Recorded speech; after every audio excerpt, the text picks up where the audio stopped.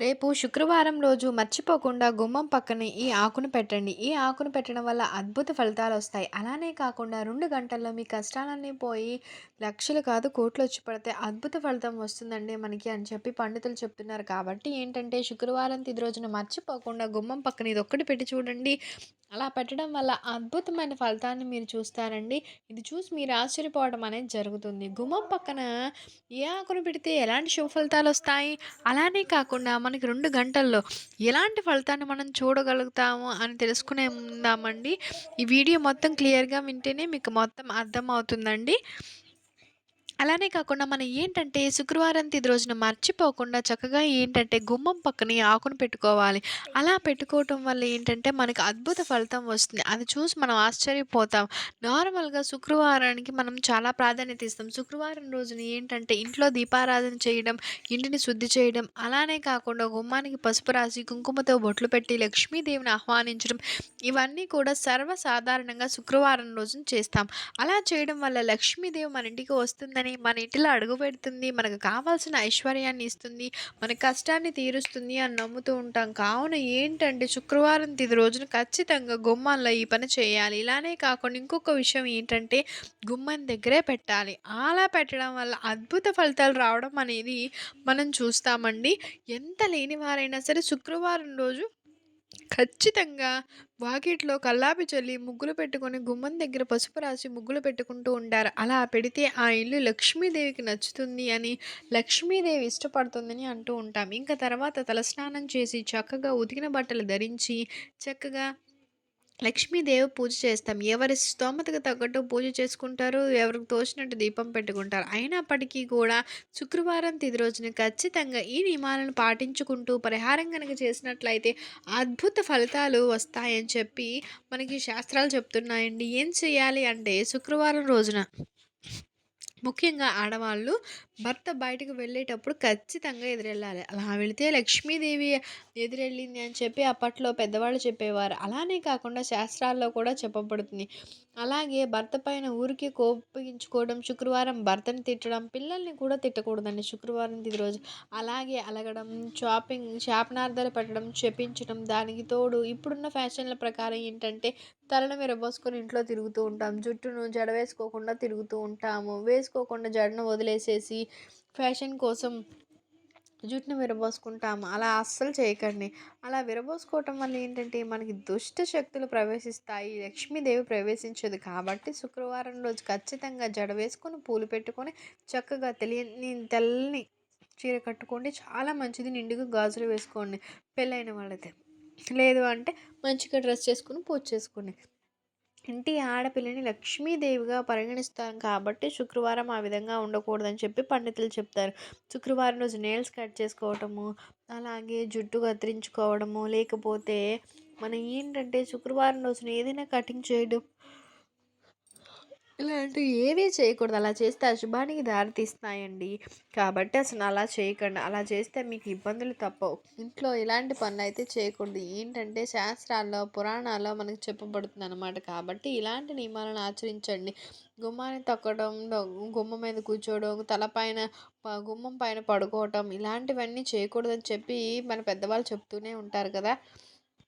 ఇక తర్వాత మనం చెప్పుకున్నాం కదా పరిహారం ఈ పరిహారం చేయాలని. ఏం చేయాలి అంటే ఇంటి గుమ్మం దగ్గర లక్ష్మీదేవి అనుగ్రహం మనకి కలగాలి అంటే చక్కగా లక్ష్మీదేవి మన ఇంట్లోకి రావడం, అనుగ్రహించడం, మన ఇంటిలో అడుగుపెట్టి మనకు కావాల్సిన ఐశ్వర్యాన్ని ఇవ్వడం ఇవన్నీ కూడా మనకి తెలుస్తూ ఉంటాయండి. మనం చూస్తూ ఉంటాము.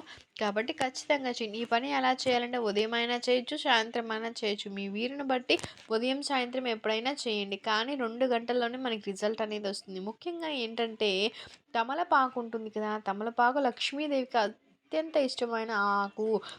దాన్ని తీసుకొని దాన్ని పసుపు పేస్ట్‌ని వేసేసి దా తమలపాకు పైన ఓం గుర్తును రాయాలి. ఓం గుర్తును లక్ష్మీదేవి ఇష్టపడుతుందండి. ఓం గుర్తంటే లక్ష్మీదేవికి నచ్చుతుందని చెప్పి పురాణాల్లో చెప్పబడుతుంది. కాబట్టి తర్వాత దాన్ని ఒక ప్లేట్‌లో పెట్టుకోవాలి. ఏ ప్లేట్ అయినా సరేనండి పర్వాలేదు. కానీ ప్లాస్టిక్ ప్లేట్ మాత్రం కాదు. తర్వాత దానిపైన ఒక వక్క పెట్టండి. ఆ వక్క నీళ్ళలో పెట్టండి. పసుపుతో మాత్రం ఓం గుర్తు వేయండి. తమలపాకు మంచిది చినిగింది, చిల్లులు పడింది అలాంటిది అస్సలు తీసుకోవద్దు. అది చాలా చెడుని తెచ్చిపెడుతుంది. కాబట్టి మంచిగా ఉన్నది తీసుకోవాలి. ఇలా పూజ గదిలో లక్ష్మీదేవి ఫోటో ముందు తీసుకోవాలి.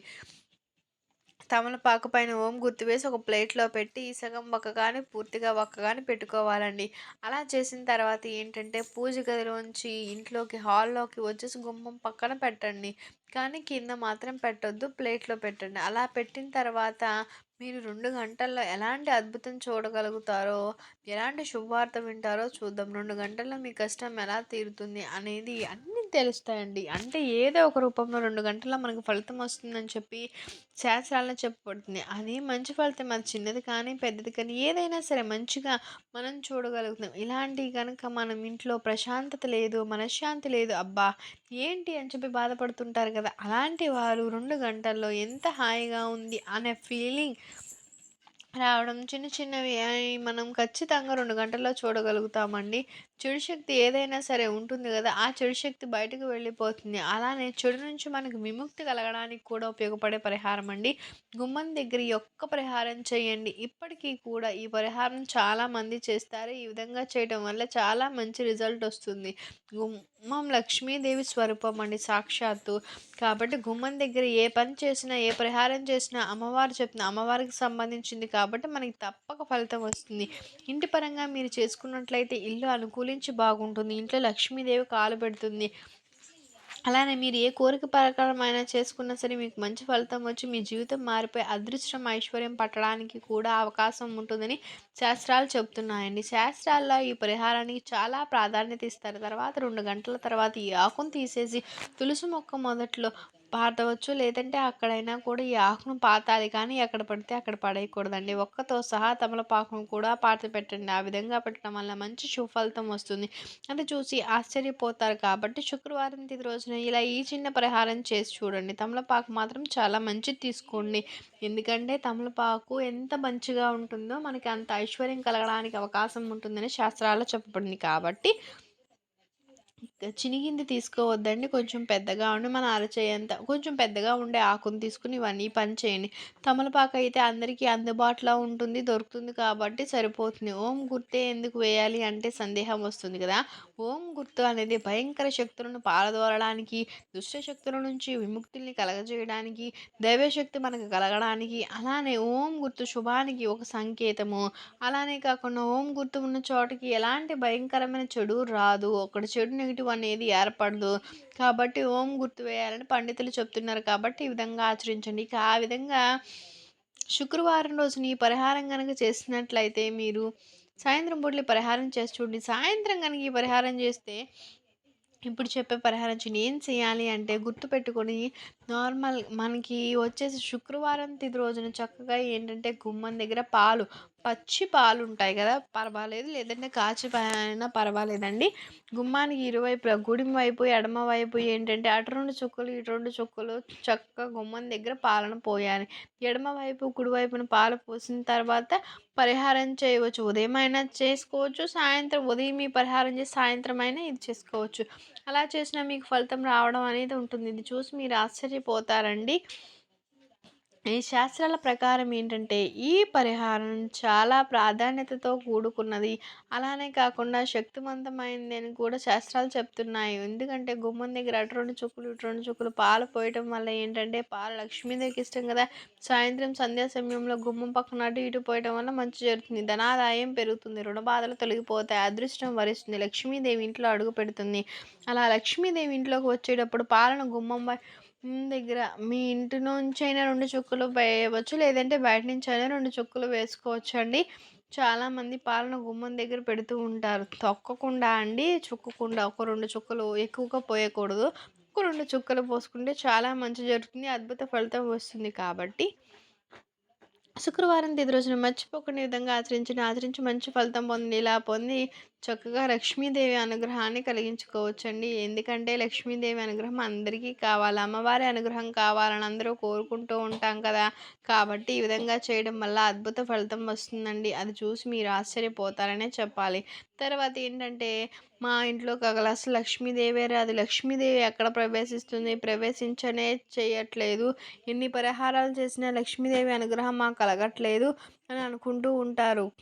ఏ ఇవి ఎప్పుడు మా ఇంట్లో వచ్చి కూర్చుంటలేదు అనుకుంటారు కదా! ఎందుకు లక్ష్మీదేవి మన ఇంటికి రాదు అనుకుంటే, ఒక్క విషయం గుర్తుపెట్టుకోండి. మన ఇంట్లో విపరీతమైన చెడు ఉంది. లక్ష్మీదేవి అప్పుడు రాదండి. దుష్టశక్తి దగ్గర దైవం ఉండదు. ఎన్ని పూజలు పరిహారాలు చేసినా అది వేస్ట్‌గానే పోతుంది. మన ఇంట్లోకి మంచి మాత్రమే రావాలి. చెడు రాకుండా ఉండాలి అంటే మనం ఈ పరిహారం చేసినట్లు ఇలాంటి పరిహారాలు చేసుకుంటే చెడు పోయి మంచి ఆకర్షిస్తుంది.